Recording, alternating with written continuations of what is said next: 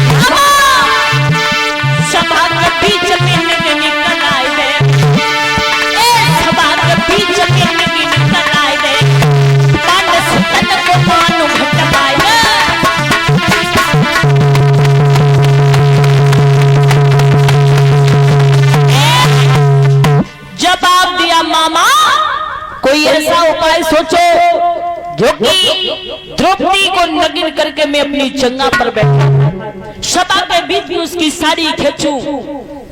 शकुनी बोला, अरे भानुश्री छोटी सी बात के ऊपर आप इतने बड़े उदास, ये तो बहुत छोटी बात है। महाराज की बात बताऊं, जो साले होते ना बड़े बेकार होते। अगर घर पर साला आ जाए ना परीक्षित महाराज तो एक दिन रोको, 2 दिन रोको, तीसरे दिन अगर जाए नहीं तो अपने आप कह दो कब जाओगे, अपने घर जाओ। क्योंकि साले बहुत बेकार होते, बुरे होते, ध्यान रखना। जवाब दिया है मामा शकुनी ने कि हे दुर्योधन, अगर पांडव जुए के खेल के लिए राजी हो जाए तो मैं तेरे जिंदगी के फांसे पलट दूंगा। दुर्योधन बोला, इसकी चिंता ना करो, वो मेरे ऊपर छोड़ो। तो दुर्योधन बोला है कि वो सब मेरे ऊपर छोड़ो, तो मामा शकुनी बोला है ये भी हमारे ऊपर छोड़ कि मैं तेरी जीत कराऊंगा। पांडवों को परीक्षित महाराज ध्रुत कीड़ा का निमंत्रण देकर के 5 भाइयों को सभा के बीच में बुला लिया। धर्मराज धर्म पर चलने वाले हैं। जैसे ही 5 भाई सभा के मध्य में पहुंचे हैं, नमस्कार किया। धर्मराज बोले, खुश रहिए दुर्योधन, बैठिए भैया। बैठा लिया। जब बैठा लिया परीक्षित महाराज तो बोले दुर्योधन, भैया धर्मराज बोलिए, आज हमारा मन ऐसा कर रहा है कि कोई हम ऐसा खेल खेले जिसमें ये पता चल जाए कि किसका नसीब तेज है। धर्मराज बोले, ये भी कोई खेल होता है जिसमें ये मालूम पड़ जाए कि किसका नसीब तेज है? जवाब दिया, हाँ भैया, वो खेल है जुए का। जैसे जुए का नाम लिया, धर्मराज चीख करके बोले, ए दुर्योधन, तुझे शर्म नहीं आती है जो अपनी जिह्वा पर ऐसा शब्द बोलता है? जवाब दिया, ऐसे बोलना बोल, क्योंकि तुझे नहीं पता कि ये जुए का खेल महापाप खेलना है। मैं जुए का खेल नहीं खेलूंगा। वो जब हम जैसे लोग जुआ खेलना प्रारंभ कर देंगे तो इन साधारण लोगों का क्या होगा? शायद तुम एक बात नहीं जानते हो। बोले कि अभी जुआ खेलना महापाप, संतान मिटे हो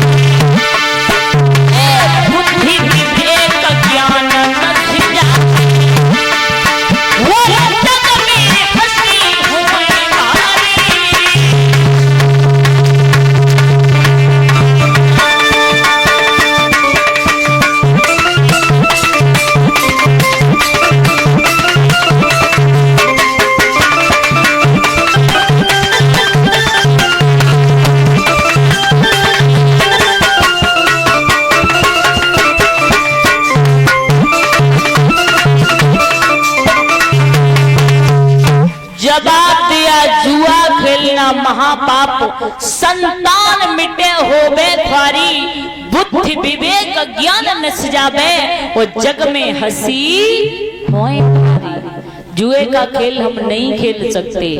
दुर्योधन बोले पूरे पागल हो, अरे वैसे ही डर गए, कोई सच का जुआ नहीं झूठ का जुआ खेलेंगे समय पास हो जाए। धर्मराज की बुद्धि ने कोई परीक्षित महाराज काम नहीं किया। कहते हैं ना, विनाश काल विपरीत बुद्धि, जब विनाश का समय आता है ना तो ये बुद्धि काम नहीं करती है। गोस्वामी तुलसीदास ने लिखा,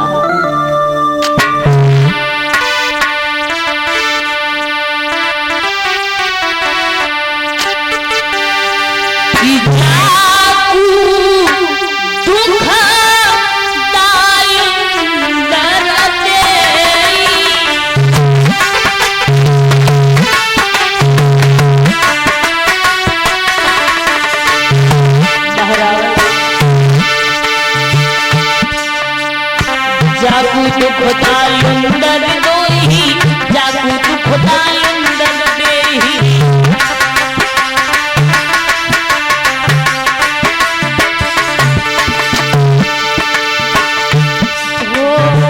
जागू दुख दालुंदर देही, ताकि मति पहली हर लेही।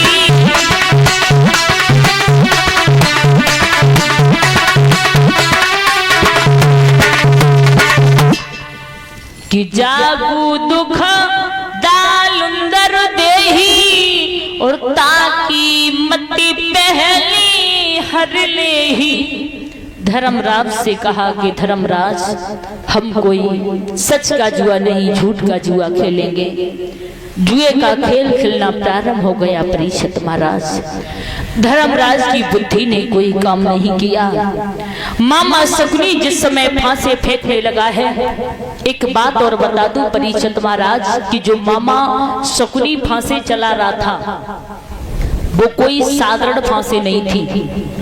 वो फांसे परीक्षित महाराज जरासंध की हड्डियों की बनी हुई फांसी थी और केवल मामा शकुनी ही चलाना जानता था, अन्यथा वो किसी से नहीं आती थी। आज जुए का खेल प्रारंभ हुआ। परीक्षित महाराज देखते ही देखते वो झूठ का जुआ सच में बदल गया। और जिस समय सच में जुआ बदला है, दुर्योधन ने मामा शकुनी की तरफ इशारा किया। मामा शकुनी पास में पहुंचे और जवाब दिया है, धर्मराज अब दाय पर लगाइए कि क्या लगाना चाहते हो पहली बार में। धर्मराज की बुद्धि ने कोई काम नहीं किया। परीक्षित महाराज, आज धर्मराज ने पहली बार में क्या किया? पहली बार में धर्मराज ने और मणिमाला गई लगाई।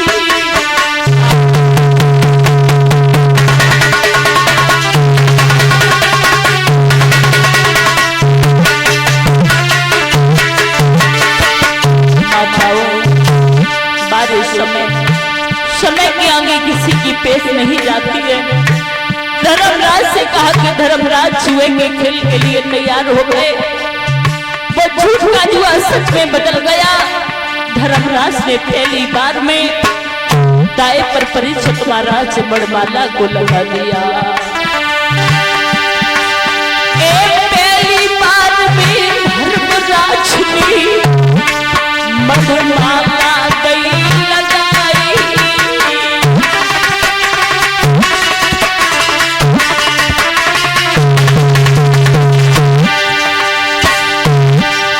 एक छल को भासो फेंक रे, एक छल को भासो फेंक रे, शकुनी ने नई छिनाई।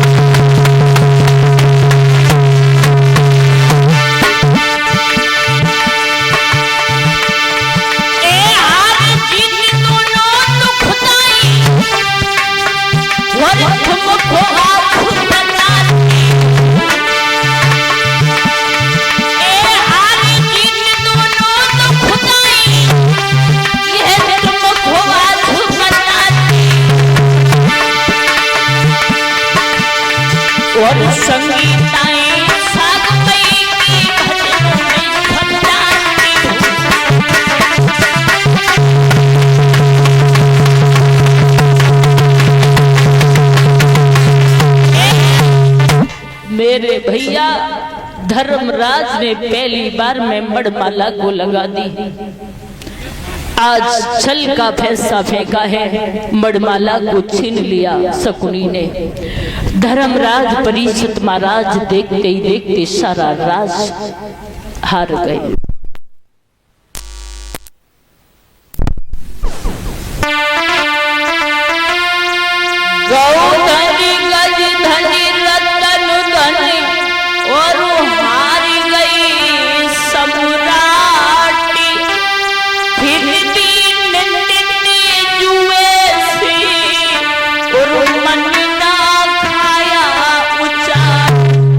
परीक्षित महाराज धर्मराज जैसे ही राजपाट सब कुछ हारे हैं। यहाँ तक हुआ कि धर्मराज स्वयं को भी हार गए। पांचों पांडवों ने नीचे को गर्दन की, महाराज आंखों से सुखी धारा निकल आई और बैठ गए। दुर्योधन ने हंस करके मामा शकुनी की तरफ इशारा किया। मामा शकुनी धर्मराज के पास में पहुंचा। धर्मराज से कहा, बेटा धर्मराज।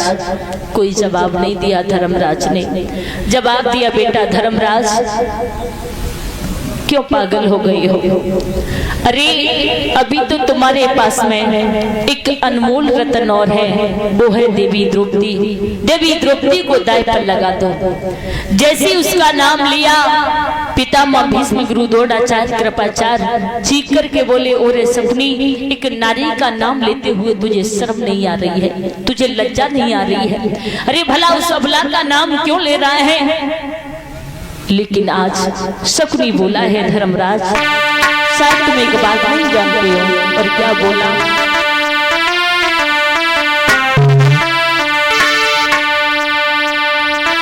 कि हाथी दुर्बल हो जानी बनी, और फिर भी हाथी कहलाता है।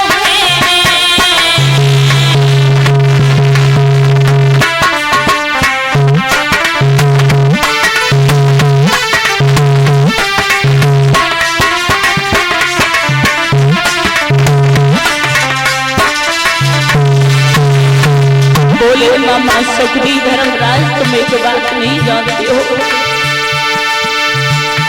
हाथी दुर्बल हो जाने फिर भी हाथी कहलाता है। राजा भिक्षुक बन जाने पर राजा ही माना जाता है।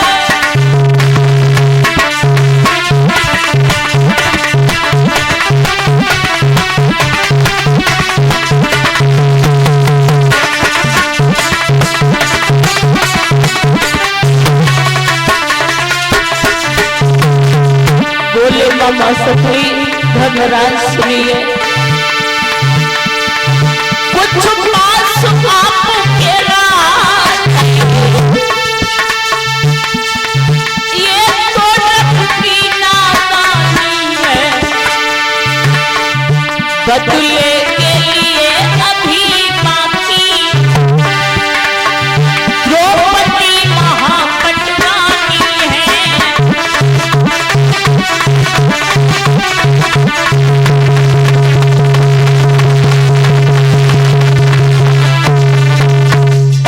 बोले हे राजा, चाहे कितना भी भिखारी क्यों ना हो जाए, राजा से भिखारी क्यों ना हो जाए, लेकिन दुनिया वाले राजा ही कहेंगे।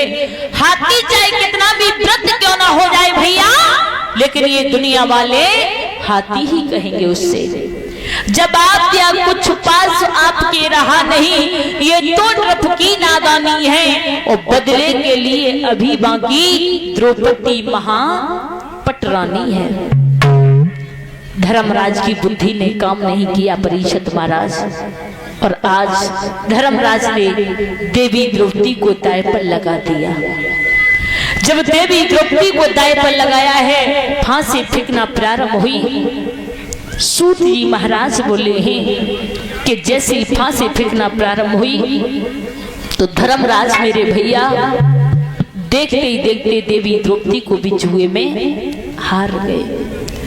जब देवी द्रौपदी को जुए में हारे, पांचों भाई रोने लगे, नीचे को गर्दन करके बैठ गए। तब तक देखा है कि चाचा विदुर चले आ रहे हैं। चाचा ने जैसे धर्मराज को देखा, धर्मराज ने चाचा को देखा, आंखों से अश्रु की धारा बहने लगी। आज चाचा विदुर ने एक बात कही धर्मराज से कि बेटा धर्मराज, तुम्हें इस जगह पर आना नहीं था, आपने बहुत बुरा किया जो आप दुर्योधन के चक्कर में फंस गए। और एक ही बात कही लगा तो कि गाय फंस गए चौताल छोकड़ी में, गाय फंस गए, गाय फंस गए।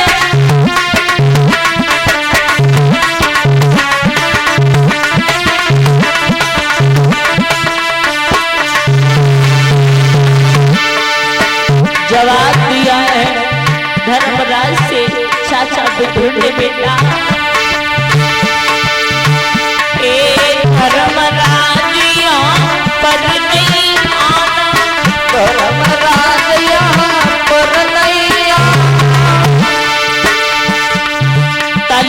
करके बोलिए सभी ताली बजाओ, बहुत सुंदर पीछे ताली बजाओ।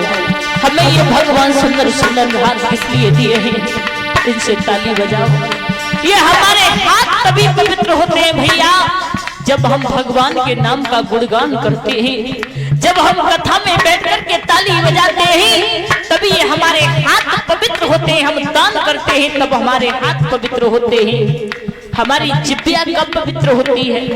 हमारी जिब्बिया परीक्षित महाराज तभी पवित्र होती है जब भगवान का संग कीर्तन करते हैं।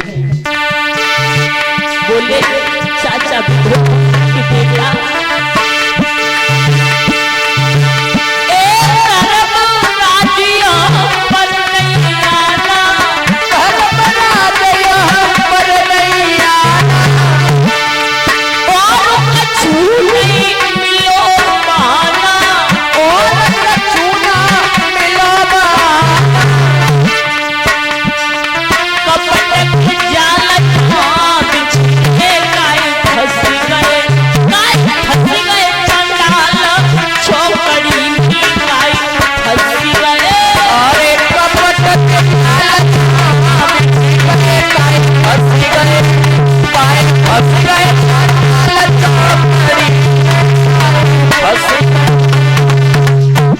चाचा विधुर बोले लाला क्यों पागल हो गए थे? धर्मराज रोने लगे लेकिन कुछ नहीं कहा। दुर्योधन जाकर के राजगद्दी पर बैठ गया। दुर्योधन ने आवाज लगाई दुशासन, हे दुशासन। दुशासन खड़ा हुआ, जवाब दिया, बोलिए बड़े भैया क्या बात है? दुशासन चला जाकर के पांचाली को लेकर के आ, उस सभा के बीच में उसकी साड़ी को खींचने के बाद नग्न अवस्था में मेरी जंगा पर बैठा दे। आज